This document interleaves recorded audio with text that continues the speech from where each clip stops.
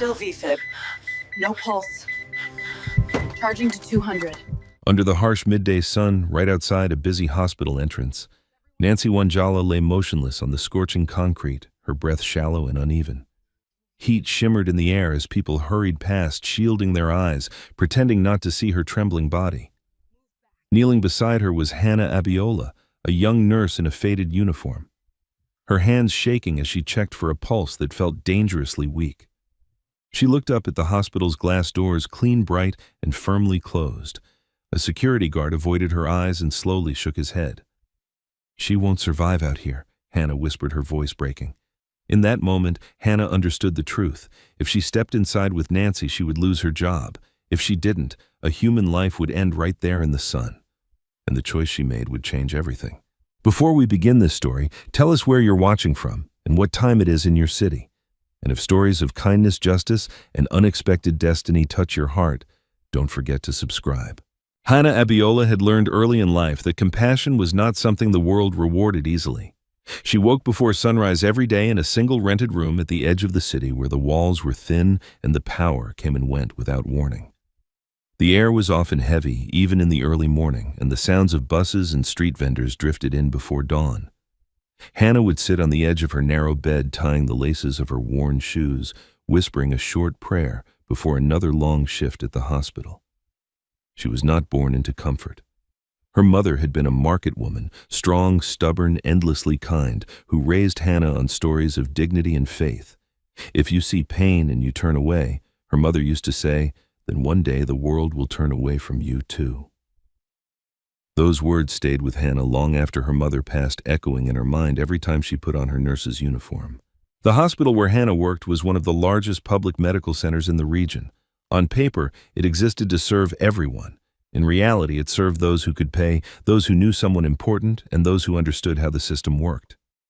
Every day, long queues formed outside its gates, mothers holding feverish children, elderly men leaning on sticks, young laborers injured at construction sites. Not all of them made it inside. Hannah noticed these things even when she tried not to. Inside the hospital, the pace was relentless. Stretchers crowded the corridors. Nurses rushed from ward to ward, their faces tight with exhaustion. Doctors barked orders, phones rang endlessly, and arguments about bed space and supplies filled the air. Over time, many staff members learned how to harden themselves, how to stop seeing faces and start seeing files, payments, and procedures. Hannah struggled with that lesson. She was known among a few patients as the soft nurse, the one who explained things slowly, who adjusted pillows, who stayed a little longer than required. To some colleagues, that softness was a weakness. To others, it was simply inconvenient. Nurse Zainab Sadiq noticed it more than anyone.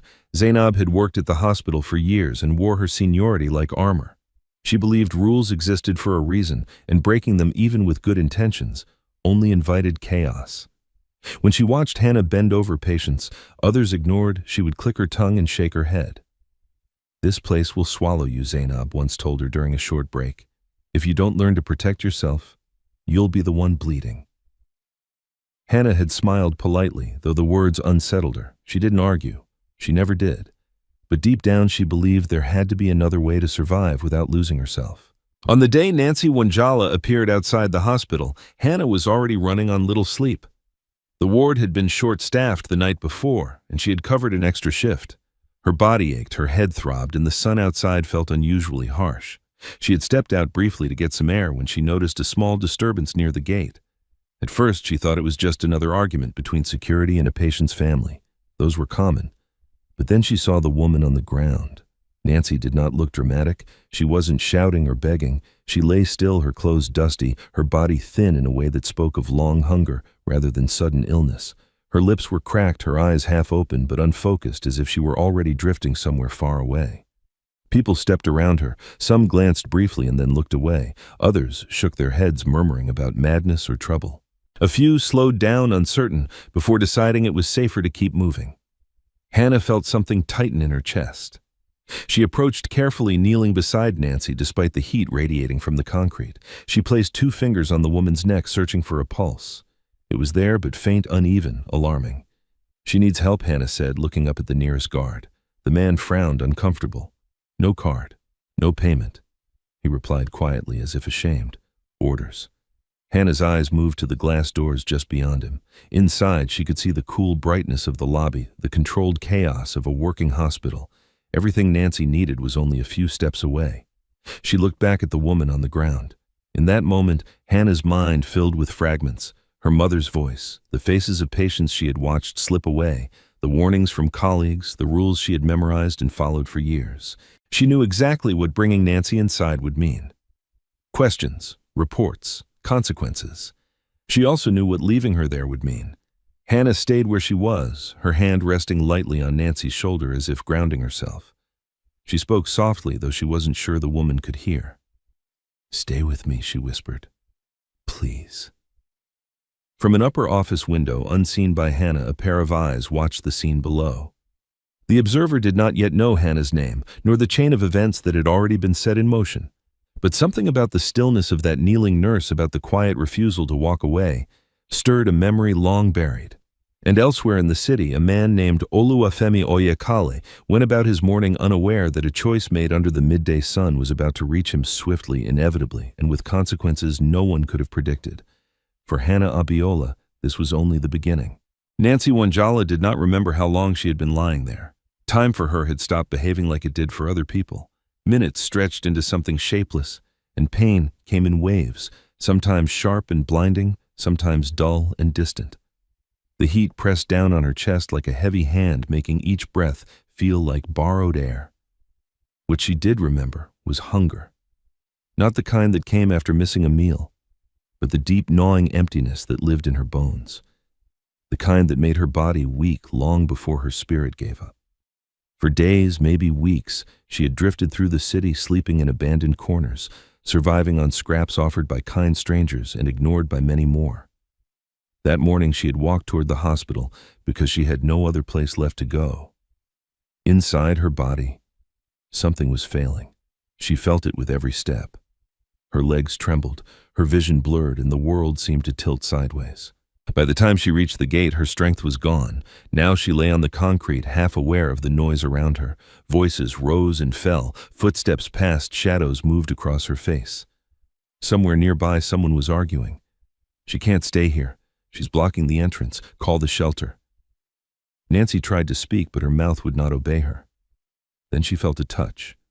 It was gentle, careful, different from the rough hands that had pushed her away before. Fingers searched for her pulse warm against her skin. A voice followed, soft, steady, close. "Can you hear me?" Nancy opened her eyes slightly. The face above her was framed by the bright light of the sun, but she could make out kind eyes, worry etched deep into them. For a moment she thought she was imagining it. Hannah Abiola felt her stomach twist as Nancy's eyes fluttered open and then shut again. "She's crashing," Hannah said, her voice firm now. "She needs immediate attention." Nurse Zainab Sadiq had stepped closer, arms crossed tightly over her chest. Her expression was controlled, but there was irritation in her eyes. "Hannah, you're not assigned here," Zainab said sharply. "Leave this to security." Hannah looked up at her colleague, disbelief flickering across her face. "She needs oxygen, fluids, at least an assessment." Zainab shook her head. "And who will pay for it?" "You." The words landed hard. Other staff members had begun to notice the scene. A junior nurse slowed her steps, watching with wide eyes. A porter paused, uncertain. No one intervened. "This is not how it works," Zainab continued, lowering her voice. "You know the rules. No admission without registration." Hannah stood slowly, brushing dust from her knees. "Rules are meant to protect people," she said, "not kill them." Zainab's jaw tightened. "Careful," she warned. "You're crossing a line." Hannah glanced back at Nancy, whose breathing had grown more erratic. Each rise of her chest seemed to take effort. Hannah's training kicked in automatically. She noted the pallor of Nancy's skin, the dryness of her lips, the faintness of her pulse. "This woman won't survive another hour out here," Hannah said. "If we wait, it will be too late." Zainab looked away toward the hospital doors. For a brief second, something like doubt passed through her eyes. Then it hardened into resolve. "Step aside," she said. "Security will handle it." As if summoned, one of the guards took a step forward, uncertainty written all over his face. He looked from Zainab to Hannah, then down at Nancy. "Please," Hannah said quietly, meeting his eyes. "Help me get her inside." The guard hesitated. He wasn't cruel. He was just afraid of losing his job, afraid of breaking orders, afraid of consequences that always seemed to fall hardest on people like him. "I can't," he muttered. "I'm sorry." Hannah felt anger rise in her chest, sharp and hot, but beneath it was something else, fear. Not for herself, but for the woman gasping on the ground. She made her decision. Without waiting for permission, Hannah bent down, slipped one arm under Nancy's shoulders and tried to lift her. Nancy was lighter than Hannah expected, alarmingly so. "What are you doing?" Zainab snapped. "Saving her life," Hannah replied. It wasn't graceful. Nancy groaned softly as Hannah struggled to get her upright. The sun beat down on them, and Hannah's muscles burned with effort. The junior nurse gasped, taking an involuntary step forward, then froze when Zainab shot her a warning look. Zainab called out, "Stop this right now." Hannah didn't. She took one step toward the doors, then another. The guard moved to block her path, his hands raised. "Sister, please," he said. "Don't make this harder." Hannah looked at him, tears stinging her eyes. "If she dies here," she said, her voice shaking, "we all live with it." For a long moment, no one spoke. The glass doors reflected the scene back at them. A nurse holding a dying woman, staff frozen in indecision, a system watching itself fail. Finally, the guard stepped aside. Hannah pushed through the doors, her heart pounding.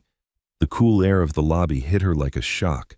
Heads turned, conversations stopped. A receptionist stared, mouth open. "Emergency."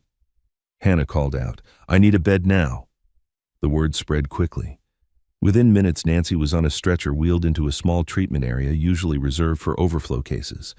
Hannah moved with focused urgency, checking vitals, calling for supplies, ignoring the growing knot of tension behind her. She knew cameras were watching. She knew reports would be written. She knew this moment would not be forgiven easily. But as Nancy's breathing steadied slightly under oxygen, Hannah felt a fragile sense of relief. Not victory, just the quiet knowledge that for now a life was still hanging on. From the corridor, Nurse Zainab watched, her face unreadable. "This won't end well," she murmured to herself. And somewhere unseen and unheard, the hospital's silent witnesses, the cameras, the records, the system itself continued to observe, capturing every choice, every step, every act of defiance. For Hannah Abiola, the line had been crossed. There was no going back. The small treatment room was never meant for cases like Nancy Wanjala. It was a narrow space tucked between two busy wards, usually used when the hospital overflowed or when someone needed to be stabilized briefly before being transferred elsewhere. The walls were bare, the equipment minimal. Still, to Hannah Abiola, it felt like a sanctuary compared to the scorching pavement outside. Nancy lay on the bed, her chest rising and falling unevenly as oxygen flowed through the thin tubing pressed against her nose. Her eyes fluttered open for a moment, unfocused, then closed again. Hannah stood beside her, one hand resting lightly on the woman's wrist, counting each fragile beat. "Blood pressure is dangerously low," Hannah muttered, more to herself than anyone else. She reached for an IV line, her movements quick and practiced. Years of training had taken over, pushing fear and doubt to the back of her mind. A junior nurse hovered near the door, glancing nervously into the corridor. "Sister Hannah, they're asking questions," she whispered. Hannah didn't look up. "Tell them I'll explain later." The young nurse hesitated. "It's Nurse Zainab. She's not happy." Hannah allowed herself a brief, bitter smile. She never is. As fluids began to drip into Nancy's vein, Hannah studied the woman's face more closely. There were old scars on her arms, faint but unmistakable. Her nails were cracked and dirty, her skin stretched tight over sharp cheekbones. This was not the face of someone who had simply fallen ill overnight. This was the face of a long struggle. "What happened to you?" Hannah whispered. Nancy stirred her lips, moving slightly. No sound came out at first. Hannah leaned closer. "Water," Nancy breathed. Hannah quickly wet a small sponge and gently touched it to Nancy's lips. "Easy," she said softly. "You're safe for now." Safe. The word felt fragile, almost dishonest. Hannah knew how temporary safety could be in a place like this. Outside the room, tension spread like a slow-burning fire. Nurse Zainab stood near the nurses' station, her arms crossed tightly, watching staff hurry past. She had already made a call to the administrative office, to the head nurse, to anyone who would listen. "This is a clear violation," she said into the phone, her voice controlled but sharp. She brought in an unidentified patient without registration, without approval. "Yes," I warned her. She ended the call and exhaled slowly. Zainab did not see herself as cruel. In her mind, she was protecting order, protecting the hospital from becoming a shelter it could not sustain. She had seen what happened when rules were bent too often, shortages, chaos, blame falling on those who tried to be kind. Still, a small, unwelcome voice inside her asked a question she did not like. What if she's right? Zainab pushed the thought away. Back in the treatment room, Nancy's breathing became slightly more regular. Hannah felt a cautious sense of relief, though she knew they were far from out of danger. She checked the chart, scribbling notes, quickly aware that every word might later be used against her. A doctor finally appeared at the doorway, a tired-looking man with lines etched deep into his face. He glanced at Nancy, then at Hannah. Who approved this? He asked. I did? Hannah replied, meeting his eyes. She collapsed outside. She needed immediate care. The doctor sighed. You know this will cause trouble, I know, Hannah said quietly, but she would have died. The doctor studied Nancy for a moment longer, then nodded almost imperceptibly. Stabilize her. I'll check back. It wasn't full support, but it wasn't opposition either. Hannah took it as a small mercy. As the hours passed, fragments of Nancy's past began to surface in murmured words and half-formed sentences. Used to sell vegetables, Nancy whispered at one point, her eyes still closed. Hannah leaned in. Where? Near the bus park. Nancy said faintly. Long time ago. What happened? Hannah asked gently. A pause, then barely audible fire. Hannah felt her throat tighten. She didn't press further. Some stories revealed themselves slowly when they were ready. By late afternoon, the hospital administration could no longer ignore what was happening. Dr. Kwame Adebayo, the hospital director, strode into the ward with an air of authority that silenced conversations. He was a tall man with a commanding presence used to being obeyed without question. Behind him walked Mr. Samuel Okonkwo from Human Resources, clutching a folder already thick with papers. Dr. Kwame stopped outside the treatment room and peered through the glass. Is that the woman from the gate? He asked. Yes, Zainab replied. Nurse Hannah brought her in without authorization. Dr. Kwame's lips pressed into a thin line. Bring her to the conference room, he said. Now. When Hannah was summoned, her heart sank. She took one last look at Nancy, who seemed marginally more stable now, then followed the orderly down the corridor. With every step, the weight of what she had done pressed down on her. She straightened her shoulders anyway. The conference room was cold, both in temperature and atmosphere. Dr. Kwame sat at the head of the table. Mr. Okonkwo arranged his papers carefully. Zainab took a seat, her expression unreadable. Hannah Abiola, Dr. Kwame began, his voice calm but heavy with authority. Do you understand why you're here? Yes, sir, Hannah replied. Then explain yourself. Hannah took a deep breath. The patient collapsed outside the hospital. She was in critical condition. I made a decision to treat her. Without clearance, Mr. Okonkwo interjected. Yes, Hannah said, because waiting would have killed her. Dr. Kwame tapped his fingers on the table. You realize this hospital has protocols. I do, Hannah said, but protocols shouldn't cost lives. A silence followed. Zainab shifted in her seat. With all due respect, she said, if we allow this, we open the doors to everyone. We can't save the world. Hannah turned to her. No, she said softly, but we can save the person in front of us. Mr. Okonkwo scribbled something down. Dr. Kwame leaned back in his chair, studying Hannah as if seeing her clearly for the first time. This isn't over, he said. For now, return to your duties. We will review the footage. Hannah nodded. Thank you, sir. As she left the room, her legs felt unsteady. The relief was temporary, she knew that. Whatever happened next would not be kind. Back in the treatment room, Nancy opened her eyes again. This time she looked directly at Hannah. You stayed? Nancy whispered. Hannah smiled faintly. Of course I did. Nancy's fingers curled weakly around Hannah's hand. People don't stay, she said. They never do. Hannah swallowed hard. I'm here. Outside, unseen by both women, the hospital's cameras continued their silent watch. Every moment had been recorded, every choice preserved, and as the sun began to lower in the sky, casting long shadows across the hospital grounds, the consequences of Hannah Abiola's compassion were already moving toward her slowly, deliberately, and without mercy. Night settled over the hospital with a deceptive calm. From the outside, the building glowed softly, its windows reflecting the last traces of daylight. Inside, however, tension tightened like a coiled wire. Hannah Abiola felt it with every step as she moved back and forth between patients.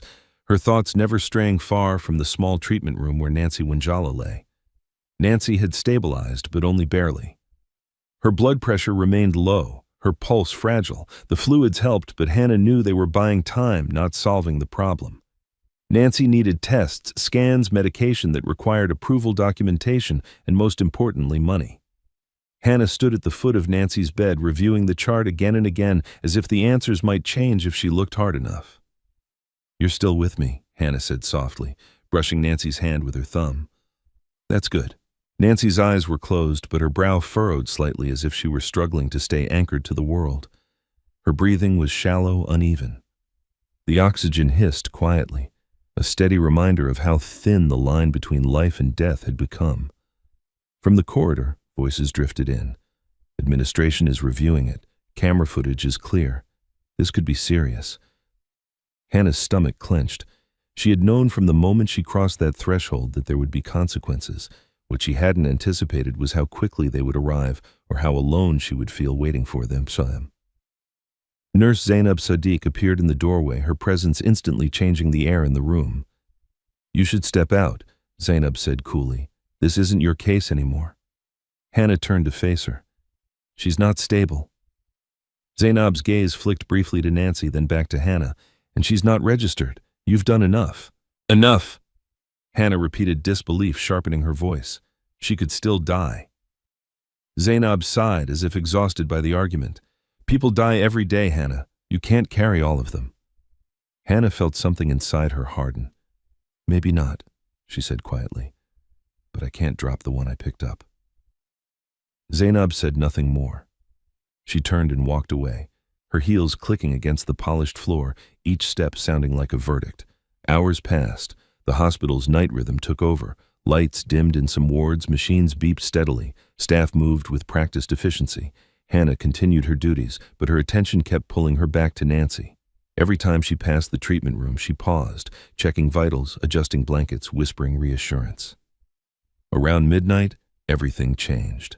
Nancy's breathing suddenly became labored, each inhale accompanied by a faint rattling sound. Her heart rate spiked, then dipped dangerously low. The monitor emitted a sharp, urgent tone that sliced through the quiet. Hannah was at her side in seconds. "Nancy," she said firmly, "stay with me. Look at me." Nancy's eyes fluttered open, panic flashing across her face. Her chest heaved, her lips trembling. "I can't," Nancy gasped. "Help me," Hannah called out into the corridor. "I need assistance now." A junior nurse rushed in, eyes wide. "What's happening?" "She's crashing," Hannah said, already reaching for medication. "I need epinephrine. Oxygen flow up." The junior nurse hesitated. "Do we have clearance?" Hannah didn't look at her. "Now." The girl swallowed and moved, hands shaking as she followed Hannah's instructions. Hannah's mind raced, calculating dosages, weighing risks. She knew exactly what she was doing and exactly how it would look to anyone reviewing the footage later. The medication went in. Nancy's body jerked slightly, then stilled. For a terrifying moment, the monitor flatlined. Hannah's breath caught in her throat. "No," she whispered, pressing her fingers against Nancy's neck, willing a pulse to appear. "Not now, please." She began chest compressions, counting under her breath, sweat dripping down her temples. The room filled with urgency, footsteps shouted instructions, the harsh sound of alarms. "Come on," Hannah murmured. "Come back." Seconds stretched into an eternity, then a blip.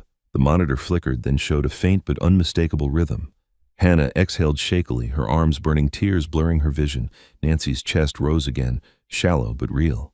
"She's back," the junior nurse whispered, awe and fear mingling in her voice. Hannah leaned back against the bed, her knees weak. Relief washed over her quickly, followed by dread. There was no denying it now. She had gone too far, used restricted medication, initiated emergency procedures without authorization. There would be no forgiveness for this. As Nancy's condition stabilized once more, Hannah noticed movement near the doorway. Dr. Kwame Adebayo stood there, his face, grave eyes fixed on the scene before him. Behind him, Mr. Samuel Okonkwo scribbled notes furiously. Dr. Kwame did not speak immediately. He watched Hannah remove her gloves, her hands trembling despite her effort to appear calm. "You acted again," he said finally. "Yes, sir," Hannah replied. Her voice was steady, though her heart was pounding, because she needed it. Mr. Okonkwo cleared his throat. "This is a serious breach."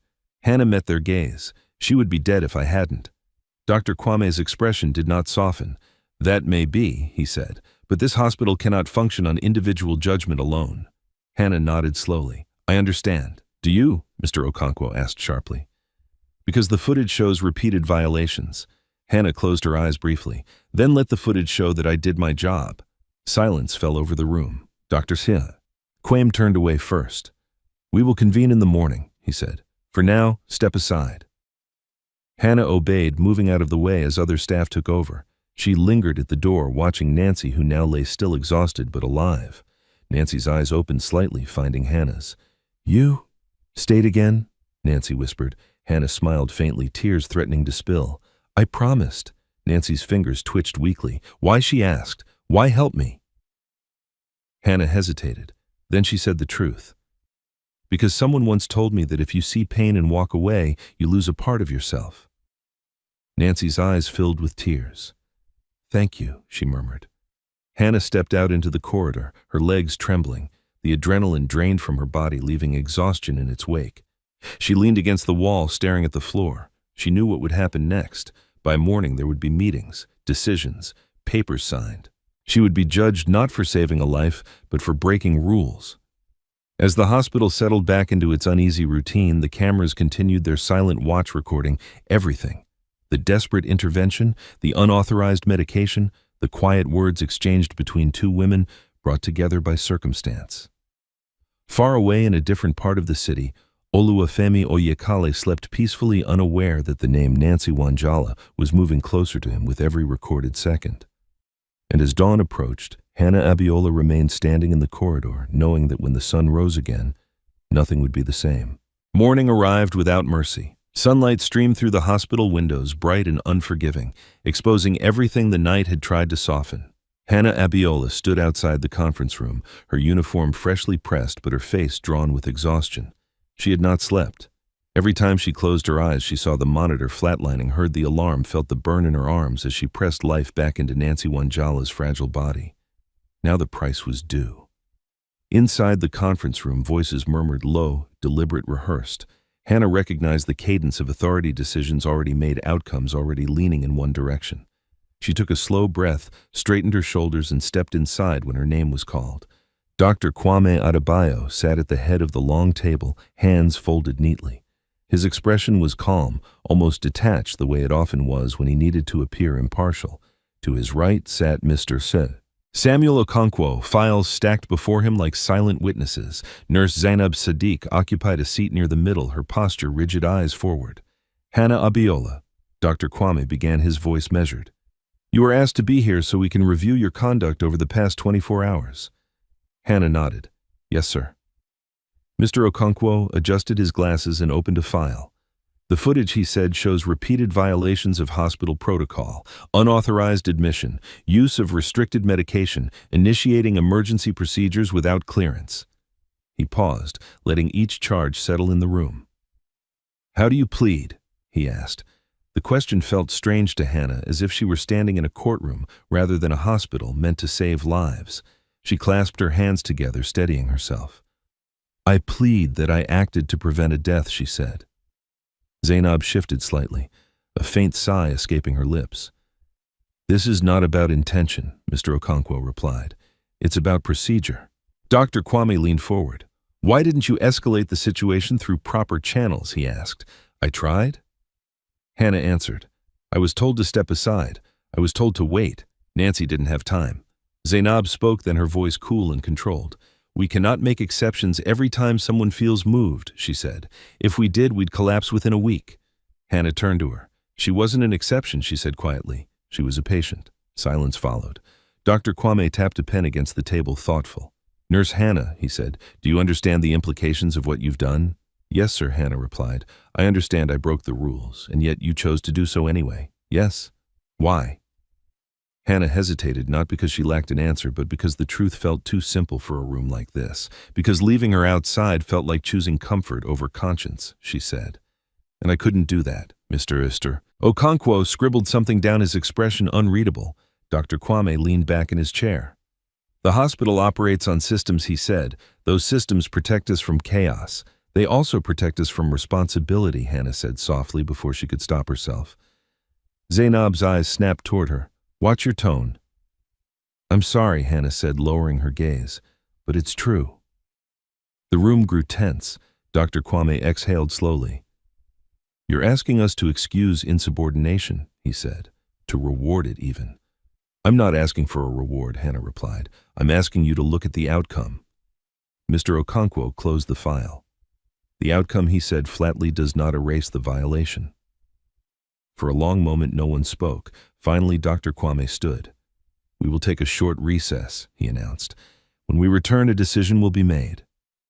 Hannah was escorted back into the corridor. She sat on a bench staring at the floor tiles, tracing the cracks with her eyes. Her heart pounded, not with fear for herself, but with fear for Nancy. What would happen to her if Hannah was removed from the picture? Minutes stretched. Staff passed by, some glancing at Hannah with curiosity, others with pity, a few with open judgment. The junior nurse from the night shift paused briefly, offering a small apologetic smile before moving on. When Hannah was called back in, she already knew. Dr. Kwame's face was set, his posture formal. Mr. Okonkwo stood beside him, holding a single sheet of paper. Nurse Hannah Abiola. Dr. Kwame said, after careful consideration, the board has decided to terminate your employment effective immediately. The words landed like a physical blow. You will be compensated according to labor law. Mr. Okonkwo continued, his tone clinical. Your access badge will be collected. You are to leave the premises today. Hannah felt the room tilt slightly. She steadied herself against the table, refusing to sit. And Nancy, she asked quietly. Dr. Kwame's expression softened just a fraction. Her case will be reviewed. She will be transferred once stable. Hannah nodded slowly. It wasn't reassurance, but it was something. Zainab avoided her eyes. Hannah signed the paper without argument. There was no point fighting now. The decision had been sealed long before she entered the room. As she walked out of the conference room, a strange calm settled over her. The fear she had braced for did not come. Instead, there was clarity, sharp, painful, but honest. She went to the treatment room one last time. Nancy was awake, her eyes clearer than before, though her face was still pale. When she saw Hannah, her brow furrowed in concern. You look tired, Nancy said weakly. Hannah smiled, though her throat tightened. I wanted to say goodbye. Nancy's eyes widened. Goodbye. They won't let me work here anymore, Hannah said gently. Nancy struggled to sit up, alarm flashing across her face. Because of me, Hannah reached out, placing a hand on her arm. No, she said firmly. Because of their choices, and mine. Tears slipped from Nancy's eyes. I ruin things, she whispered. I always do. No. Hannah said, her voice breaking. You survived. That's not ruin. Nancy's fingers curled around Hannah's hand, gripping it with surprising strength. You saved me, she said. No one ever did that before. Hannah swallowed hard. Live, she said softly. That's all the thanks I need. A security guard appeared at the door, clearing his throat. Miss, it's time.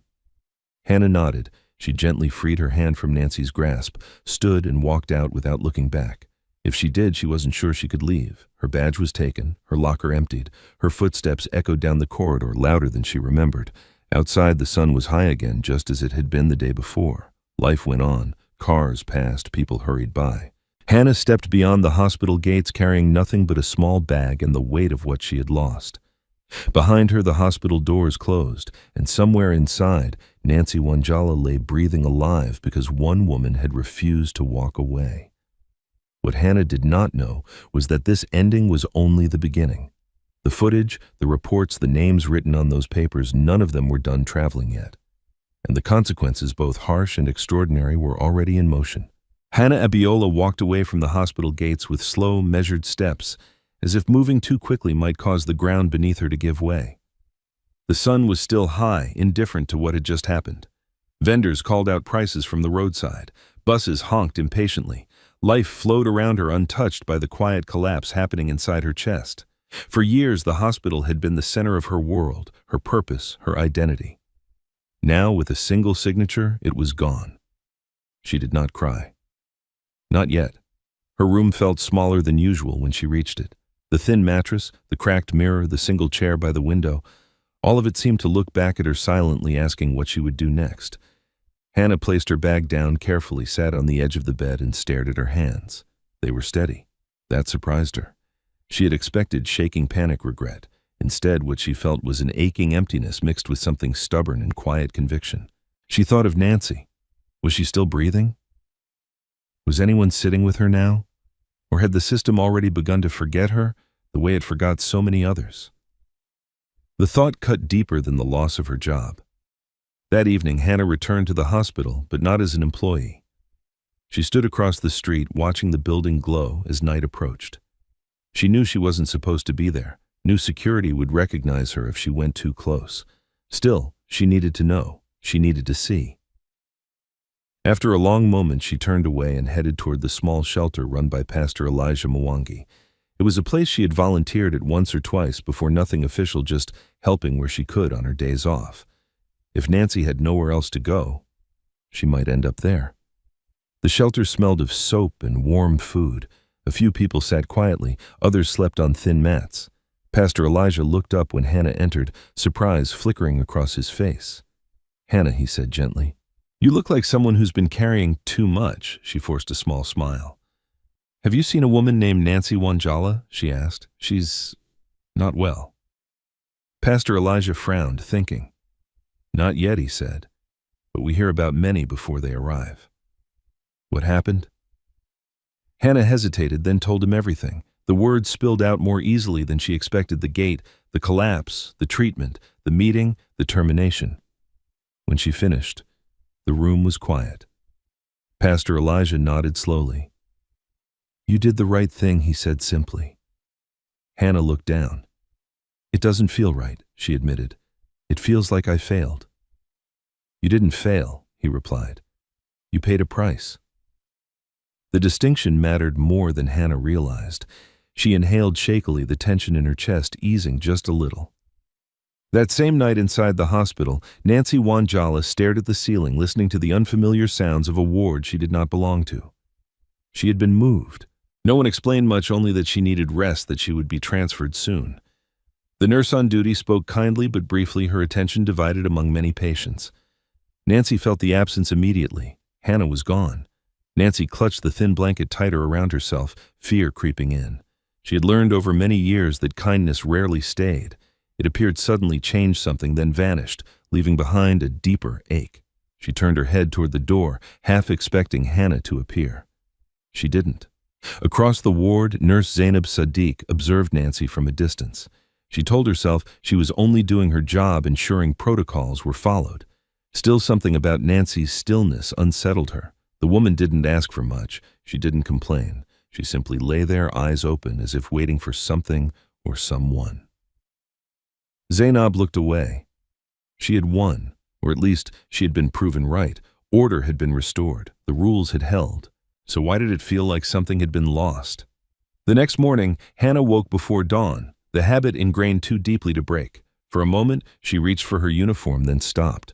The realization hit her again, dull and heavy. She sat up slowly, pressing her palms against her eyes. There was no shift to rush to, no patience waiting, no schedule to follow, just silence.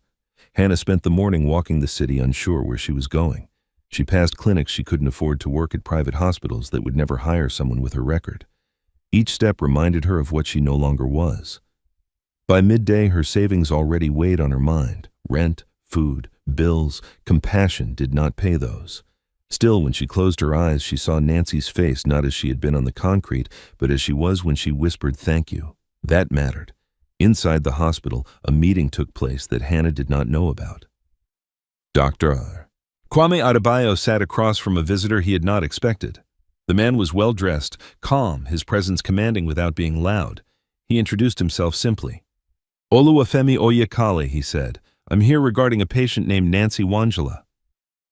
Dr. Kwame's brow furrowed slightly. "And your connection to her?" Oluwafemi paused, his expression unreadable. "I believe," he said carefully, "that she once saved my mother's life." The room fell silent. Dr. Kwame felt a flicker of unease. He had reviewed many files, seen many names, but something in Oluwafemi's voice suggested this was not a casual inquiry. "I would like to see the footage," Oluwafemi continued. "All of it." Back in her room, unaware of the shift beginning far above her, Hannah sat by the window as afternoon light filtered in. She replayed every decision, every word spoken in that conference room. She wondered if she would make the same choice again. The answer came without hesitation. Yes. Her phone buzzed, suddenly startling her. She glanced at the screen, an unknown number. For a moment she considered letting it ring. Then she answered. Hello? There was a brief pause on the other end. Then a calm, measured voice spoke. Is this Hannah Abiola? Yes, Hannah replied, her heart quickening. Who is this? My name is Oluwafemi Oyekale, the voice said. I believe we need to talk about Nancy Wanjala. Hannah's breath caught. The world which had seemed so small and closed only moments ago suddenly felt very wide. Hannah Abiola held the phone to her ear long after the call ended. Oluwafemi Oyekale had not said much. He hadn't explained who he really was or why Nancy Wanjala mattered so deeply to him. He had only asked one thing, where Hannah was and whether they could meet in person. Today, he had added, if possible. Hannah agreed before she fully understood why. Now she sat on the edge of her bed, the late afternoon sun stretching long shadows across the room. Her heart beat faster than it had during the meeting that ended her career. This felt different, uncertain, heavy with meaning. An hour later, a black car pulled up outside her building, clean, quiet, unmistakably expensive. Hannah hesitated before stepping out. She wore a simple dress, the kind she saved for church, her hair pulled back neatly. She told herself appearance didn't matter. Still, she felt the familiar pinch of self-awareness that came with standing too close to wealth. The driver opened the door. Inside, Oluwafemi Oyekale waited. He was younger than Hannah expected, mid-40s perhaps, with calm eyes and a presence that filled the space without demanding it. He stood when she approached, offering a respectful nod. Thank you for coming, he said. Hannah returned the nod, cautious. You asked to see me? Yes, Oluwafemi replied. Please sit. The car moved smoothly through the city, passing crowded streets and quiet neighborhoods alike. For a moment, neither of them spoke. Hannah studied him from the corner of her eye, noting the restraint in his posture, the way he seemed to be holding something back. You wanted to talk about Nancy, Hannah said finally. Oluwafemi nodded. I reviewed the footage. Hannah's stomach tightened. Then you know why I was fired. I do, he said. And I know what you did. She waited for judgment. It didn't come. Instead, Oluwafemi looked out the window, his voice lowering. When I was a boy, my mother fell ill suddenly. We were traveling. There was an accident on the road, nothing dramatic, just enough to delay us. She collapsed not far from a bus park. Hannah listened, her breath shallow. No hospital would take her without payment, he continued. She was already losing consciousness. People passed by, some looked, most didn't stop. He turned to Hannah then. A woman did. Hannah's heart began to race. She was poor, Oluwafemi said.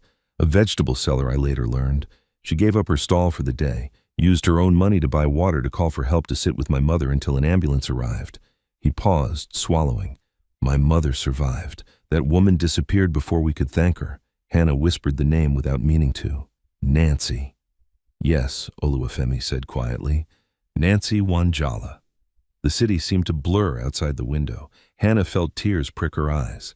She never told me that, Hannah said. She rarely speaks of it, Oluwafemi replied. I spent years searching. Names fade, faces change. It wasn't until this week that I finally found her. He exhaled slowly. And when I did, I learned she had been left to die outside a hospital. Hannah clenched her hands in her lap. She almost did, she said. If I hadn't, you did. Oluwafemi interrupted gently. That's why I'm here. The car stopped in front of a quiet building, a private medical facility, discreet and immaculate. Oluwafemi stepped out first, gesturing for Hannah to follow. Nancy is here, he said. She's stable, receiving the care she should have had all along. Relief washed over Hannah so suddenly that her knees weakened. She pressed a hand to her chest, steadying herself. Thank you, she whispered. Oluwafemi studied her carefully. You lost your job because of her, he said. Do you regret it? Hannah didn't hesitate. No, not even now, he asked, knowing what it cost you. Especially now, she replied. If I had walked away, I wouldn't be able to live with myself. Oluwafemi nodded slowly, as if confirming something he already knew. Inside, Nancy lay propped up on crisp white sheets, color returning slowly to her face. When she saw Hannah, her eyes widened, then filled with tears. You came, Nancy said. Hannah crossed the room in 2 quick steps, taking her hand. Of course I did. Nancy squeezed her fingers weakly. I thought they chased you away. They did, Hannah said softly, but it doesn't mean I stopped caring. Nancy turned her gaze toward Oluwafemi, confusion clouding her expression. Who is this man? Oluwafemi stepped forward, lowering himself slightly to meet her eye level. "I'm the son of the woman you saved," he said. "Many years ago." Recognition flickered in Nancy's eyes. Slowly, painfully, it settled. "The woman at the bus park," Nancy whispered. "Yes," Oluwafemi said. "My mother." Nancy closed her eyes, tears slipping free. "I didn't think she lived." "She did," he said. "Because of you." Silence filled the room, thick with emotion. For the first time in years, Nancy smiled, a small, fragile thing, but real. "Then my life wasn't wasted," she murmured. Hannah felt something break open inside her. Later, as evening approached, Oluwafemi walked Hannah back to the car. "There's more you should know," he said. She looked at him, wary but attentive. "The hospital," he continued, "they acted according to their system, but that system is broken." Hannah nodded. "I know. I'm one of their largest donors," Oluwafemi said calmly. The words landed with quiet force. Hannah stopped walking. What I didn't go there as a donor," he clarified. "I went as a son looking for the woman who saved his mother. What I found was something else." He met her gaze. "I intend to address it." Hannah searched his face, trying to read what this meant. "And me?" she asked. Oluwafemi smiled faintly. "You will not be forgotten," he said. "Not by me." As the car pulled away, Hannah watched the building fade behind them. For the first time since she was fired, the future did not feel like a closed door. It felt like a turning point. And somewhere inside the hospital that had cast her out, the consequences of compassion were beginning to echo louder and wider than anyone had expected. The following morning, the hospital woke to a different kind of tension. It wasn't loud. There were no raised voices in the corridors, no emergency alarms. Instead, it moved quietly through emails sent before dawn, through whispered conversations at the nurses' station, through the uneasy looks exchanged between administrators who sensed something was about to break. Dr. Kwame Adebayo arrived early as he always did. He liked control, liked being ahead of problems before they fully formed. That morning, however, control slipped the moment he saw the message marked urgent waiting in his inbox, a formal notice, a request for a full internal review, signed by Oluwafemi Oyekale. Dr. Kwame felt a slow tightening in his chest. He leaned back in his chair, reading the email again, hoping he had misunderstood. He hadn't. Oluwafemi Oyekale was not just a donor. He was the donor. The hospital's newest wing, the dialysis unit, several outreach programs, none of them existed without his money. And now the man was asking questions, detailed ones. Dr. Kwame summoned Mr. Samuel Okonkwo immediately. "This is about that patient," Dr. Kwame said once the door closed. "Nancy Wanjala." Mr. Okonkwo adjusted his tie, already uneasy. "The homeless woman?" "Yes," Dr. Kwame replied. "And the nurse." They didn't say Hannah Abiola's name out loud at first, saying it felt dangerous, as if naming her might pull the past back into the room. "We followed protocol," Mr. Okonkwo said quickly. "The termination was clean." "Clean doesn't mean wise," Dr. Kwame muttered. By mid-morning, Oluwafemi arrived. He did not announce himself with arrogance or anger. He walked into the hospital, quietly dressed simply, his expression calm but unreadable. People stepped aside instinctively, not because they recognized him immediately, but because authority had a way of making space. "Dr. Arthur." Kwame met him at the entrance, forcing a polite smile. "Mr. Oyekale," he said. "We weren't expecting you so soon." "I imagine not," Oluwafemi replied evenly. "Let's talk." They moved into the conference room, the same room where Hannah Abiola had stood alone days earlier. Oluwafemi took a seat at the head of the table without being invited. "I've reviewed the footage," he began. "All of it." Dr. Kwame nodded cautiously. "As have we." And yet Oluwafemi continued, "You fired the nurse who saved a woman's life." Silence fell. Nurse Zainab Sadiq sat stiffly, her hands clasped together. She had been called into the meeting without explanation. Now, as Oluwafemi's eyes swept across the room, something cold settled in her stomach. "Our decision was based on policy," Mr. Okonkwo said carefully. "Hospitals cannot operate on emotion." "No," Oluwafemi replied. "But they also cannot operate without humanity." He leaned forward slightly. "Tell me, doctor, how many patients like Nancy Wanjala are turned away each month?" Dr. Kwame hesitated. "We don't have exact numbers." "Then I suggest you find them," Oluwafemi said. "Because Nancy was not an isolated incident. She was a symptom." Zainab felt heat rise to her face. With respect, she said, "Rules exist to protect resources. If we let everyone," in Oluwafemi's gaze snapped to her, "everyone," he repeated, Or just those who cannot pay? Zainab fell silent. You know what troubles me most, Oluwafemi continued. It isn't that you have rules. It's that when someone finally acted with courage, you punished her. Dr. Kwame cleared his throat. Nurse Hannah acted without authorization. That cannot be ignored. Authorization, Oluwafemi said softly. Interesting word. He stood walking slowly toward the window, looking out at the city beyond the hospital walls. My mother collapsed on a roadside many years ago, he said. Authorization did not save her. A woman did. The room was still. Nancy Wanjala gave up her livelihood that day, he continued. And years later, when she needed help, your system left her on concrete. Dr. Kwame swallowed. What is it you want? Mr. Oyakale Oluwafemi turned back to face them. Accountability, he said. And change. By the time the meeting ended, nothing was officially decided, but everything had shifted. Word spread quickly. Staff whispered about donors and investigations. Some spoke Hannah Abiola's name with newfound respect. Others avoided it entirely, afraid of where the conversation might lead. Nurse Zainab returned to her station shaken. She told herself she had done nothing wrong. She had followed procedure. She had protected the hospital. And yet every time she remembered Nancy lying on that concrete, her certainty wavered. That afternoon, Hannah sat at the private facility beside Nancy, unaware of the storm building behind her. Nancy was stronger now. She could sit up on her own, eat slowly, speak in full sentences. She told Hannah pieces of her life, about the fire that destroyed her stall, about sleeping near the bus park, about learning how invisible a person could become. I stopped expecting help, Nancy said quietly. It hurts less that way. Hannah squeezed her hand. You shouldn't have had to. Nancy studied her. They punished you for helping me. They punished me for breaking rules, Hannah replied gently. Nancy shook her head. No, they punished you for seeing me. The words stayed with Hannah long after she left that evening.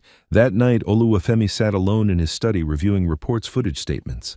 He paused, often replaying the moment Hannah stepped past the guard, the moment she lifted Nancy with trembling arms, the moment she chose action over safety. He thought of his mother's voice, long gone but still clear in his memory. Kindness is never wasted, she used to say. It just travels. The next morning, Hannah's phone rang again. This time it wasn't Oluwafemi. It was the hospital. She stared at the screen for a long moment before answering. Miss Abiola. Okonkwo's voice said stiffly, We would like you to come in for a discussion. Hannah closed her eyes. About what she asked, there have been developments, he replied. Hannah thought of Nancy, of the hospital gates, of the cost of compassion. I'll be there, she said. As she hung up, she didn't know whether she was walking back into redemption or another trial, but she knew one thing for certain. This story was no longer just hers. Hannah Abiola stood outside the hospital gates again, her heart pounding harder than it had the day she was fired. The building looked the same, clean glass guarded doors, people moving in and out with purpose. Yet for Hannah, everything about it felt altered. She was no longer part of the flow. She was an interruption. She took a deep breath and stepped forward. Inside, the air was cool and sterile, carrying the familiar scent of disinfectant. Heads turned as she walked past the reception desk. Some staff recognized her immediately. A few offered quick, awkward smiles. Others looked away, pretending not to see her at all. Mr. Samuel Okonkwo was waiting near the administrative wing. He greeted her with a nod that was polite, but tense. Thank you for coming, he said. Please, this way. As they walked, Hannah noticed something unusual. Conversations stopped when they passed. Whispers followed. Her name floated behind her like a shadow she couldn't shake. In the conference room, Dr. Kwame Adebayo sat at the table, his posture stiff. Nurse Zainab Sadiq occupied a chair near the far end, her face carefully composed. And at the head of the table, calm, unbothered, unmistakably in control, sat Oluwafemi Oyakale. Hannah froze for a brief moment. He met her eyes and offered a small, reassuring nod. Please, Dr. Kwame said, gesturing to an empty seat. Sit. Hannah obeyed, her palms damp against the smooth surface of the table. This meeting, Dr. Kwame began, has been called to review recent concerns regarding hospital protocol, staff conduct, and patient care. Hannah said nothing. Oluwafemi leaned forward slightly. And to revisit a decision that was made too quickly, he added. Mr. Okonkwo cleared his throat. Mr. Oyakale has raised serious questions, he said, about our handling of the Nancy Wanjala case. Zainab shifted in her seat. We followed procedure, she said. The nurse acted independently. Hannah turned toward her, surprised by the sharpness in Zainab's voice. It sounded defensive now, less certain than before. Oluwafemi spoke calmly. Procedure is not the issue, he said. Perspective is. He tapped a remote on the table. The screen at the end of the room flickered to life. Footage appeared. Hannah felt her chest tighten as she watched herself on the screen, kneeling on concrete, pleading with the guard, lifting Nancy with shaking arms. The room was silent, except for the muted sounds of the recording.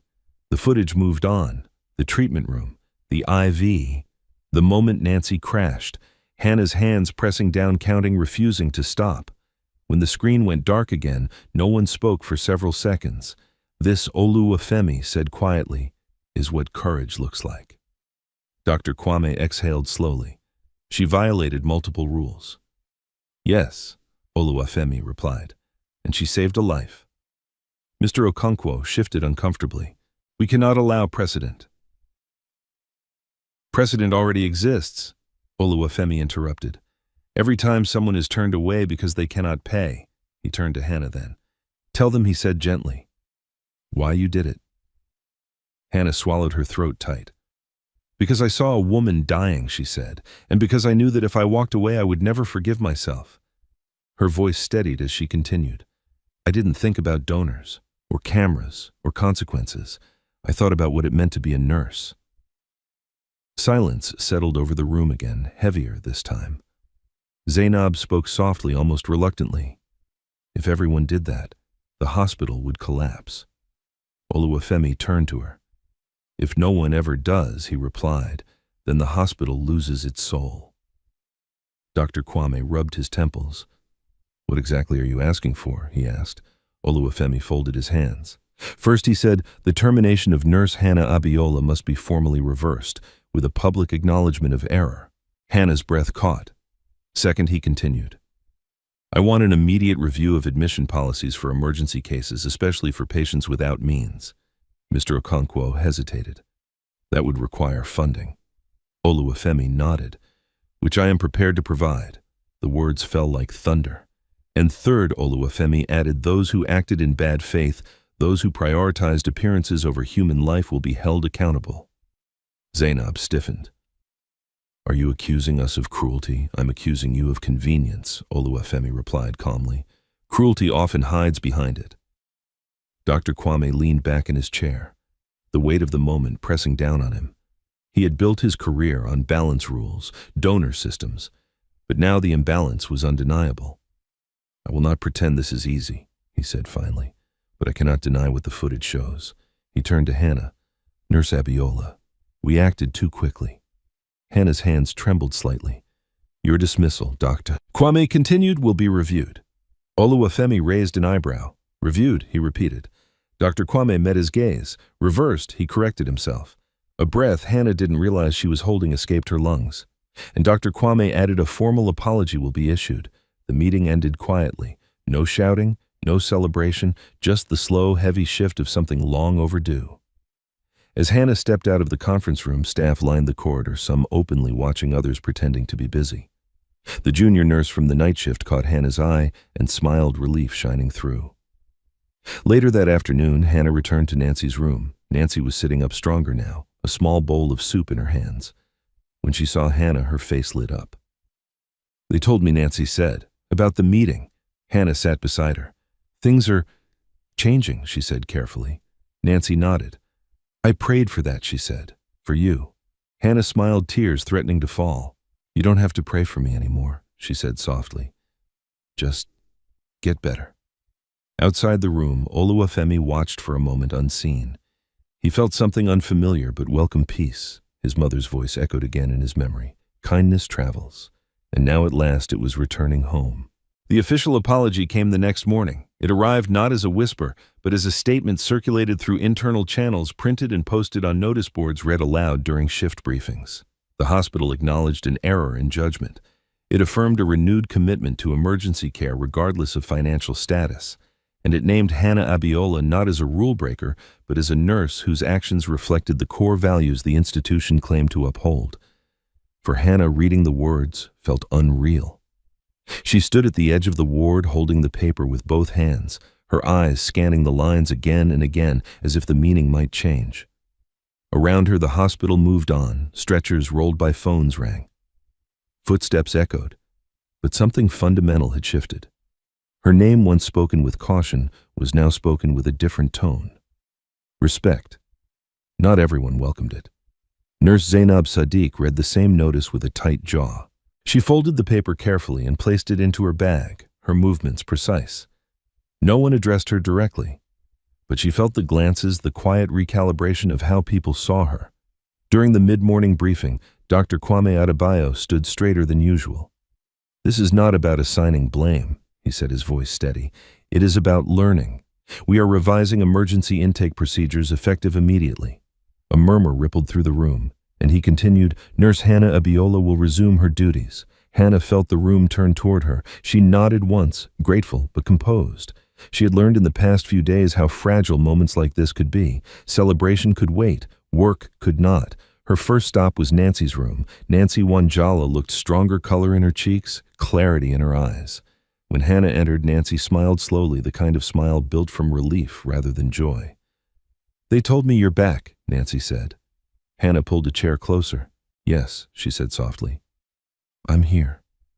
Nancy exhaled a long breath she seemed to have been holding for days. "Then I can rest," she said. "I was afraid. When people like you disappear, it means the world hasn't changed." Hannah reached for her hand. "It's changing," she said, slowly. Nancy studied her. "And you? Are you all right?" Hannah considered the question. She thought of the fear, the loss, the quiet nights, wondering how to pay rent, the weight of standing alone in a conference room. Then she thought of the life she had saved, the doors that had opened the way compassion had traveled farther than she ever imagined. "I will be," she said. That afternoon, Oluwafemi Oyakale asked Hannah to join him for a short walk on the hospital grounds. They moved along the shaded path between buildings where staff sometimes took quick breaks. The air was warm, but not oppressive. It felt like a pause. "You handled this with grace," Oluwafemi said after a moment. Hannah smiled faintly. "I didn't feel graceful." "Grace doesn't require comfort," he replied. "Only conviction." They stopped near a bench overlooking the city. Oluwafemi rested his hands lightly on the railing. "My mother believed institutions should serve people," he said, "not the other way around." Hannah nodded. "I think many people forget that. That's why systems need reminders," he said, "and people like you." She looked at him, curiosity surfacing. "What happens now?" Oluwafemi's gaze remained on the horizon. "Now we make the changes permanent." He explained his plan carefully, not as an announcement, but as an invitation. A fund dedicated to emergency care for the uninsured, a training program centered on ethical decision-making, partnerships with shelters and outreach clinics so fewer people would reach a hospital gate already collapsing. "I don't want this to be about one nurse or one patient," he said. "I want it to be about the next 100 who never make the news." Hannah listened, her mind racing, not with fear this time, but with possibility. "I can help," she said finally. "If you want." Oluwafemi turned to her, surprised but pleased. "I was hoping you'd say that." As the days passed, the hospital adjusted awkwardly at first, then with growing confidence. Staff training sessions filled rooms once used for administrative meetings. Intake protocols changed. The security guards received new instructions, and with them, new authority to act quickly rather than refuse. Some resisted. Change always carried discomfort. Others embraced it.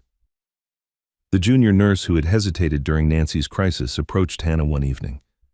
"I wanted to thank you," she said quietly, "for showing me what courage looks like." Hannah squeezed her shoulder. "You already had it," she said.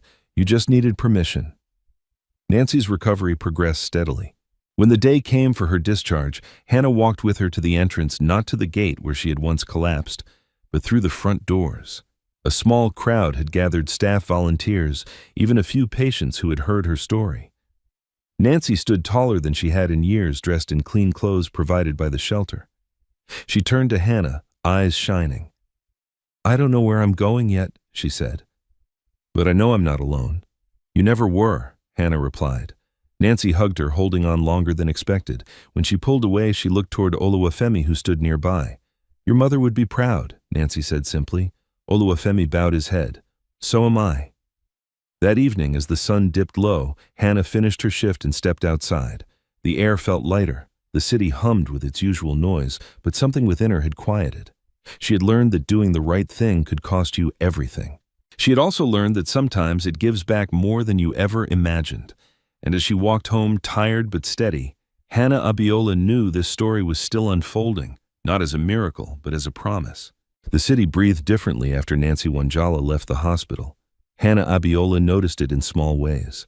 The security guard at the gate no longer looked away when someone approached without paperwork. Nurses paused longer at bedsides. Doctors asked questions that went beyond charts and numbers. None of it was perfect, none of it was dramatic, but it was real. And for Hannah, that mattered more. Nancy moved into the shelter run by Pastor Elijah Mwangi, where sunlight filtered through open windows and meals arrived with quiet consistency. Each afternoon, Hannah visited after her shift, sometimes bringing fruit, sometimes just sitting beside Nancy while the room filled with murmurs and laughter from others finding their footing again. "You should rest," Nancy would tell her, smiling. "You're still trying to save everyone." Hannah would smile back. "I'm learning how to save myself too." One evening, as the shelter settled into calm, Nancy asked a question she had been carrying for days. "Why did you choose nursing?" she asked. Hannah considered the ceiling, the way the fan turned slowly above them. "My mother fell sick when I was young," she said. "We didn't have much. There were days I thought she wouldn't make it. A nurse stayed with us long after her shift ended. She didn't do anything extraordinary. She just didn't leave." Nancy nodded. "Sometimes that's all people need." The following week, Hannah received an invitation, not a summons. Not a request, but an invitation. Oluwafemi Oyakale asked her to attend a small planning meeting outside the hospital, somewhere neutral, somewhere quiet. They met in a modest office overlooking a busy street. The room held a long table, a whiteboard, and nothing that suggested power. That Hannah realized was deliberate. "We'll keep this simple," Oluwafemi said as they sat. "No press, no announcements yet." Hannah nodded. "I prefer it that way." They spoke about the fund first, how it would work, how cases would be evaluated, how dignity would remain central. Oluwafemi listened more than he spoke, occasionally asking questions that cut straight to the heart of the matter. "What happens when the fund runs low?" he asked. "Then we make choices," Hannah replied, "but never based on worth, only on urgency." He smiled faintly. "My mother would have liked you." The work moved quickly. Partnerships formed with shelters and community clinics. Volunteers signed up. Training materials were drafted and redrafted. Hannah found herself stepping into a role she hadn't planned, bridging worlds, translating compassion into structure. Not everyone approved. Within the hospital, resistance simmered beneath the surface. Some staff complained quietly that Hannah had been rewarded for disobedience. Others worried that donors would dictate care. A few feared that the old protections, the ones that kept blame at a distance, were slipping away. Nurse Zainab Sadiq watched all of it unfold with a tight knot in her chest. She had avoided Hannah since the meeting, unsure of what to say. The apology posted on the notice board still burned in her mind, not because it existed, but because it named what she had tried not to see. One afternoon, she found Hannah alone in the supply room checking inventory. "Do you have a moment?" Zainab asked. Hannah looked up, surprised. "Of course." Zainab hesitated, then spoke. "I followed rules because I thought they made me good at my job." "They can," Hannah said gently. "And when you broke them," Zainab continued, "I felt exposed, like if you were right, then I had been wrong for a long time." Hannah set the clipboard down. "We're both here to care for people," she said. "Sometimes we just forget why." Zainab nodded slowly. "I don't know how to change overnight." "You don't have to," Hannah replied. "Just don't look away." It wasn't forgiveness, it wasn't closure, but it was a beginning. At the shelter, Nancy grew stronger with each passing day. She volunteered in the kitchen, folded blankets, listened to stories that mirrored her own. One evening, she confessed something to Hannah as they walked back from the market. "I was afraid to live," Nancy said quietly. "When you've lost everything, surviving feels like tempting fate." Hannah squeezed her arm. "Living is not a punishment," she said. "It's a responsibility to yourself." Nancy smiled, thoughtful. "Then I will try to be responsible." The first emergency covered by the new fund came sooner than expected, a young man injured at a construction site. No identification, no money, bleeding heavily. This time there was no hesitation. He was admitted, treated, stabilized. When Hannah saw him later conscious and grateful, something loosened inside her chest. This is how it starts, she thought, not with speeches, with choices. A week later, Oluwafemi invited Hannah to visit his mother's grave. It was a quiet place shaded by old trees far from the noise of the city. He stood in silence for a long moment before speaking. She believed in ordinary goodness, he said, in people who stay. Hannah placed a small bouquet on the stone. She raised someone who did, she replied. As they walked away, Oluwafemi asked a question he had been holding back. What do you want now?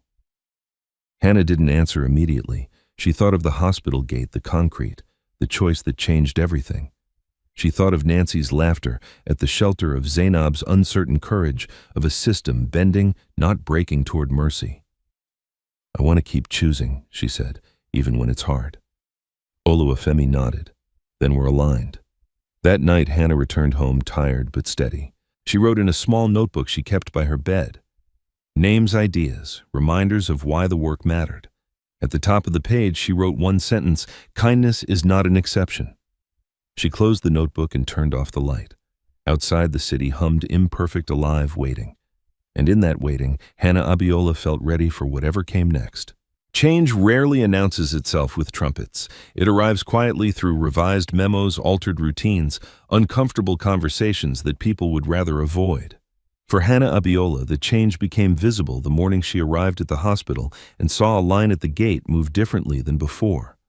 A woman without shoes was ushered inside for assessment. A young man with a bleeding arm was seated and given water before anyone asked for documents. The guard nodded at Hannah as she passed his eyes, carrying something close to pride. Inside, however, the tension had not vanished. It had simply shifted. Dr. Kwame Adebayo felt it keenly.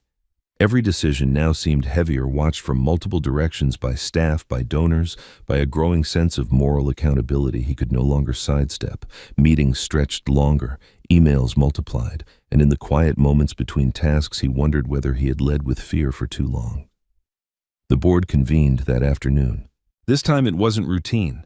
Oluwafemi Oyakale joined via video call, his image steady on the screen. He listened more than he spoke, letting reports unfold: numbers of emergency admissions, funding allocations, staff feedback. When the discussion turned to liability, he raised a hand. Liability is not a shield, he said calmly. It's a responsibility. The room fell silent. Dr. Kwame cleared his throat. We've identified lapses in judgment, he said, particularly in how emergency discretion was exercised. Hannah sat near the back, invited but not required to speak. She watched faces, some guarded, some thoughtful, a few openly resistant. Nurse Zainab Sadiq was among them. When asked to comment, Zainab stood slowly. I enforced rules, she said, but I failed to recognize urgency. I mistook control for care. It was not a full confession. It was not an apology. But it was the first time she had said it aloud. Oluwafemi nodded once. Acknowledgement is a start, he said. Consistency must follow. The board voted to formalize the emergency fund, integrate ethical discretion training into staff onboarding, and create a small review committee. One that included frontline workers, not just administrators. Hannah felt a tightness in her chest loosen. Later that day, she found Zainab standing alone near the stairwell, staring out at the city. Thank you, Hannah said quietly. Zainab looked at her surprised. For what? For speaking, Hannah replied. It wasn't easy. Zainab exhaled. No, it wasn't. She hesitated. I don't expect forgiveness. Hannah shook her head. I'm not offering absolution. I'm offering space. Zainab nodded, absorbing the words. Then I'll try to use it well. At the shelter, Nancy Wanjala prepared for another small step forward, an interview with a cooperative market that offered shared stalls to women restarting their livelihoods. Hannah sat beside her as Nancy practiced answers, her voice steady but cautious. What if they say no? Nancy asked. Then we try somewhere else, Hannah replied. One door closing doesn't define you. Nancy smiled, nerves softening. You say that like you believe it. I learned it the hard way, Hannah said gently. The interview went better than expected. Nancy returned, beaming, clutching a piece of paper with dates and instructions. It wasn't a promise, but it was a beginning. That evening, as rain clouds gathered without releasing a drop, Hannah received a message from Oluwafemi. Tomorrow, early, there's something you should see. They met at the hospital before sunrise. The corridors were quiet, the city still yawning awake. Oluwafemi led Hannah to a small room near the old wing, unused for years, filled with dust and forgotten equipment. This will become the emergency coordination office, he said, close to the entrance. Decisions made here will be fast and human. Hannah ran her fingers along the windowsill, imagining desks, charts, voices working together. You're changing the architecture, she said. Systems shape behavior, Oluwafemi replied. So do rooms. They walked the grounds as the sun rose. Oluwafemi spoke of long-term plans, mobile clinics, data transparency, community training. Hannah listened, offering practical insights from the floor, what failed, what slowed care, where fear crept in. You see the cracks, he said. I've stood in them, she replied. Word spread beyond the hospital. Local clinics reached out. Shelter coordinators asked for guidance.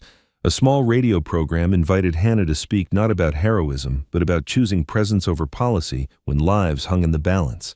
She declined the spotlight, but agreed to share resources. Stories inspire, she told the host. Structures sustain. Within the hospital, attitudes continued to shift. The junior nurse who once hesitated now moved with quiet confidence. A doctor requested ethics training for his unit. Even the guards spoke differently, less scripted, more attentive. None of it erased the past, but it redirected the future. One afternoon, Dr. Kwam asked Hannah to walk with him. I won't pretend this has been easy, he said. I built my career on caution. Hannah listened. I see now that caution can become avoidance, he continued, and avoidance becomes harm.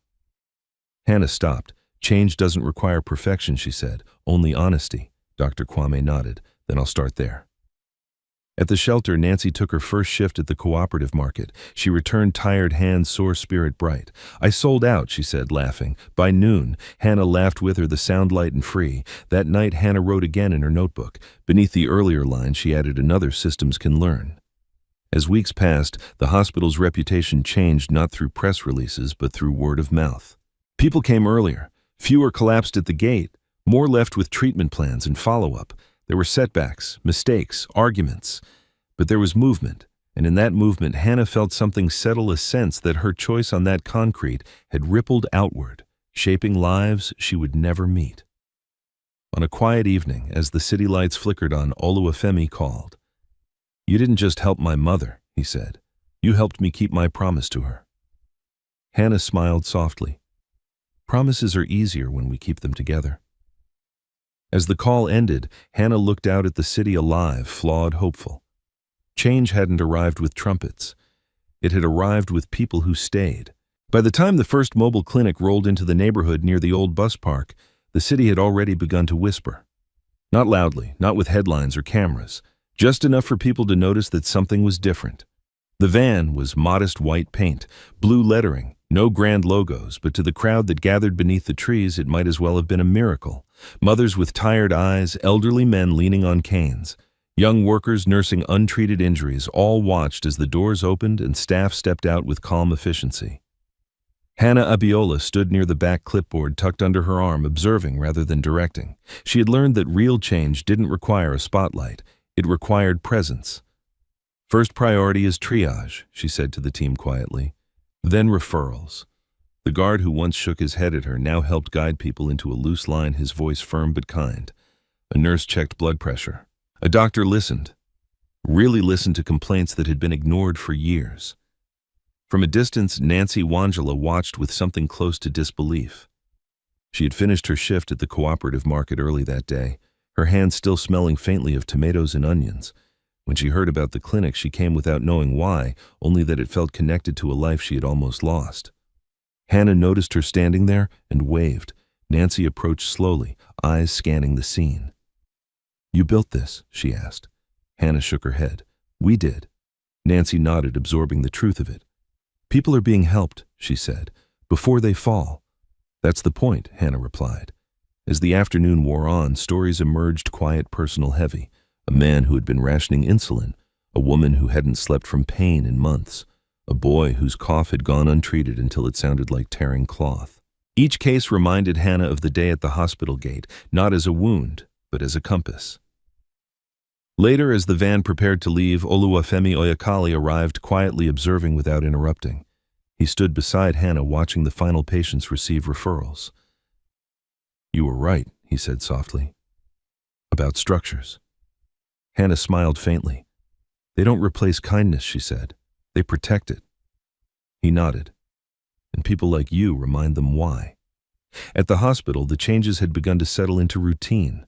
The emergency coordination office near the entrance hummed with activity calls, assessments, decisions made quickly and documented clearly. It wasn't perfect, nothing ever was, but fewer people were turned away, fewer names disappeared into silence. Dr. Kwame Adebayo found himself walking the wards more often, stopping to ask questions he once avoided. When he saw Hannah, he greeted her with a nod that carried both respect and responsibility. "I wanted to tell you," he said one afternoon, "the board approved the final policy revisions." Hannah met his gaze. "Good," she said. "Then we keep going." Nurse Zainab Sadiq took a slower path. She volunteered for ethics training sessions, listening more than she spoke. When she did speak, it was careful, less certain, more honest. One evening, she approached Hannah near the lockers. "I still believe in rules," Zainab said. "So do I," Hannah replied. "But I'm learning when to bend." Zainab continued, "And when not to look away." Hannah nodded. That's all anyone can ask. At the shelter, Nancy's life continued to rebuild itself in small, meaningful ways. She rented a shared room near the market. She learned to budget again. She laughed more easily. The night terrors came less often. One evening, as they sat outside watching the city lights, Nancy turned to Hannah. "I used to think surviving was the hardest part," she said. "But living, that's harder." Hannah smiled gently. "It is," she agreed. "But you're doing it," Nancy hesitated. "I want to help," she said, "like you did." Hannah considered her. "You already are," she said, "by staying, by starting again." The next week, Nancy began volunteering at the shelter, listening to newcomers, sharing what she had learned, reminding them that invisibility wasn't permanent. Word traveled. A small donation box appeared at the shelter, then another. A clinic in a neighboring district asked for guidance. The fund expanded not explosively, but steadily. One afternoon, Hannah received an envelope at the hospital, no return address, just her name written carefully. Inside was a note and a modest amount of money. "You treated my sister when no one else would. I don't know how to repay you. Please use this for the next person." Hannah folded the note hard, heavy and full all at once. She added the money to the fund and wrote a simple thank you, no signature, no ceremony. As months passed, the city adjusted to its new rhythms. There were still long lines, still shortages, still nights when nothing seemed to work. But there were also moments, quiet ones, that made the effort worth it. A child walking out with medicine in hand, a mother smiling with relief, a guard holding a door open without being asked. On a warm evening, Oluwafemi invited Hannah to a small gathering. No press, no speeches, just a few people who had carried the work forward. "I want you to see this," he said, handing her a document. It was a proposal, formal, thoughtful, a permanent role coordinating emergency outreach and ethics training across multiple facilities. Hannah read it slowly. "This is a lot," she said. "You don't have to decide now," Oluwafemi replied, "but it belongs to you if you want it." She looked up. "Why me?" "Because you choose people over convenience," he said, "and you stay." Hannah thought of the gate, the concrete, the choice. "I'll think about it," she said. That night she returned home and opened her notebook. She reread the lines she had written weeks ago, then added another beneath them. "Staying changes everything." The next morning, Hannah went back to the hospital and did what she had always done. Checked charts, listened closely, made careful decisions. No announcements, no applause, just work. And as the sun rose over the city, casting light on doors that opened a little faster, now Hannah Abiola felt certain of one thing. What began as a single act of defiance had become a way of living. The choice Hannah Abiola had been postponing refused to stay quiet. It followed her through corridors and clinics, through the soft clatter of cups at the shelter and the low hum of the market at dusk. It sat beside her at night when the city settled and her notebook lay open, waiting for words. The proposal from Oluwafemi Oyakali did not ask for urgency, but it demanded honesty. Hannah understood what it meant. Accepting the role would pull her away from the bedside more often than she liked. It would place her in meetings on roads between facilities, inside systems she had once challenged from the outside. Declining it would keep her exactly where she felt most useful, hands steady, ears open, present in the small moments that rarely make reports. Both paths mattered, only one could be hers. She decided to walk before deciding. At dawn, Hannah visited the old bus park. The concrete was the same, cracked, unforgiving, but the space felt altered. A small sign pointed toward a clinic schedule. A volunteer handed out water. A guard stood nearby, attentive rather than dismissive. Hannah stood where she had knelt once, breathing in the early air. She did not replay the moment. She let it be what it was, a beginning. Later that morning, she met Nancy Wanjala at the market. Nancy was arranging produce with practiced care, her posture straighter than it had been in years. Customers greeted her by name. "You look like someone with a decision," Nancy said, smiling. Hannah laughed softly. "Do I?" "You always do," Nancy replied. "What is it?" Hannah told her about the role, the responsibility, the fear of becoming distant from the very people she wanted to serve. Nancy listened without interrupting. When Hannah finished, Nancy nodded. "You taught me something," Nancy said, "that staying doesn't always mean standing still." Hannah considered that. "And you taught me that living takes courage," she replied. Nancy reached across the stall and squeezed her hand. "Then choose the courage that keeps you honest." At the hospital, Dr. Kwame Adebayo was grappling with his own reckoning. The months of change had humbled him. He found himself less certain and more effective. When Hannah asked for a meeting, he agreed immediately. "I won't pretend I understand everything yet," he said, "but I understand this: the hospital works better when we listen." Hannah nodded. "I'm considering a role that would take me across facilities," she said. "If I accept, I'll need your cooperation." Dr. Kwame smiled faintly. "You'll have it," he said. "And my respect." Nurse Zainab Sadiq approached Hannah later that day, her expression careful but open. "I heard," Zainab said, "about the offer." Hannah met her gaze. "I haven't decided." Zainab nodded. "Whatever you choose," she said, "I'll keep doing the work here differently." Hannah smiled. "That's enough." That evening, Hannah returned to the shelter. A small group had gathered, people newly arrived, people newly hopeful. Nancy sat among them, listening more than speaking. When someone asked how she had survived, Nancy answered simply. "Someone stayed," she said. "Then others did too." Hannah felt the truth of it settle into her bones. She went home and opened her notebook. The page filled slowly, not with plans, but with reasons, faces, names, moments, the guard who held the door, the junior nurse who learned to trust her hands, the man who walked out with medicine because someone said yes. By the time the city quieted, Hannah had made her decision. The next morning she met Oluwafemi Oyakale, where the city overlooked itself, buildings layered against the sky, busy and vulnerable all at once. "I'll accept," Hannah said. "On one condition." Oluwafemi smiled. "Name it." "I keep a shift," she said, "every week, at a bedside. If I lose that, I lose my compass." He nodded without hesitation. Agreed. The work expanded, not overnight, not without friction. Hannah traveled between facilities, trained teams, listened to stories that shaped policies more honestly than any spreadsheet. She argued when she had to. She compromised when it served people rather than pride. And she kept her shift. At the hospital, staff learned to recognize her not as a symbol, but as a colleague who asked hard questions and stayed to help answer them. At clinics, her presence reassured teams that ethics were not a threat to efficiency, but its ally. Nancy's life continued to grow. The market cooperative offered her a permanent stall. She moved into a small room of her own.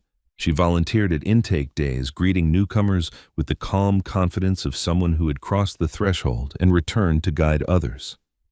On a warm afternoon months later, the mobile clinic returned to the bus park. The line formed quickly, but it moved. Children laughed. Elders rested in shade. Hannah stood beside the van, checking referrals, greeting familiar faces. A woman approached hesitantly, eyes tired, hands empty. "Can I be seen?" she asked. Hannah met her eyes and nodded. "Yes," she said, "you can." As the sun dipped, Oluwafemi joined her. They watched the clinic wind down, no fanfare, just the quiet relief of needs met. "You kept your condition," he said. Hannah smiled. "I kept my promise." That night, Hannah returned home and wrote one final line in her notebook beneath the others. "Choosing people builds the future." She closed the book. The city outside hummed imperfect, resilient, alive. Doors opened a little faster now. Hands reached out a little sooner. Systems bent not because they were forced, but because someone had shown them how. Hannah Abiola washed her hands, set out her clothes for the next day, and rested. Tomorrow would bring new questions. She was ready to stay. At the heart of this story is a simple truth we often forget. Kindness is not weakness, and compassion is never wasted. Hannah Abiola did not save Nancy Wanjala because she expected a reward. She did not act because she believed the world would be fair to her. She acted because in a single moment she chose to see a human being instead of a problem, a rule, or a risk. And that choice, made on hard concrete under an unforgiving sun, set something powerful in motion. Life does not always repay goodness immediately. Sometimes doing the right thing costs us comfort, security, even everything we think defines us. But this story reminds us that character outlives consequences and integrity has a way of traveling farther than fear. One act of courage can awaken another. One person who stays can change an entire system that learned how to look away. Nancy's survival was not just about medicine, it was about being seen. Hannah's redemption was not about a job. It was about staying true to who she was, even when the cost was high. And Oluwafemi's response shows us that power, when guided by conscience, can heal instead of harm. So here's a question for you. If you were standing at that hospital gate, what would you have done? Would you have stayed, even if it meant losing everything? Share your thoughts in the comments. Your perspective matters, and someone reading it might need your words more than you know. And if stories of compassion, justice, and real-life transformation move your heart, please subscribe to the channel. These stories are here to remind us again and again that humanity still matters. Thank you for watching.